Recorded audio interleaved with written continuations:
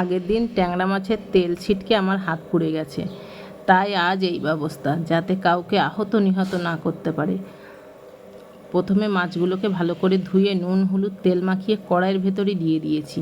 তার মধ্যে দিয়েছি কাঁচা লঙ্কা বাটা আর সর্ষে বেটে সর্ষের খোসাগুলো আলাদা করে ফেলেছি, ছেঁকে নিয়েছি। নিয়ে একটু মাছটাকে কষিয়ে নেব, যাতে কেউ আহত নিহত না হয়। মাছটাকে কষিয়ে নেব যাতে মাছটা খেতেও টেস্ট হয়, তাই মাছটাকে একটু কষিয়ে নেব। নিয়ে এবার কিন্তু ভেতরে একটু গরম জল দিতে হবে। গরম জল দিলে মাছটা তাড়াতাড়ি সেদ্ধ হয়ে যাবে। তেল ছেড়ে দিয়েছে, এই অবস্থায় একটু গরম জল দিয়ে দেব। যতটা আপনারা ঝোল পছন্দ করবেন সেই পরিমাণেই জল দিতে হবে। তো আমি এইটুকুনি দিয়ে নিয়েছি। এবার মাছটাকে জলের ভেতর সাঁতার কাটতে দিয়েছি। যতক্ষণ জলটা না কমে যায় ঝোলটা, ততক্ষণ কিন্তু মাছগুলো সাঁতার কাটবে। সাঁতার কাটা যেই দেখবেন শেষ হয়ে গেছে, তখনই মাছটাকে একটু কাঁচা লঙ্কা দিয়ে একটু সর্ষের তেল ছিটিয়ে নামিয়ে দেবেন।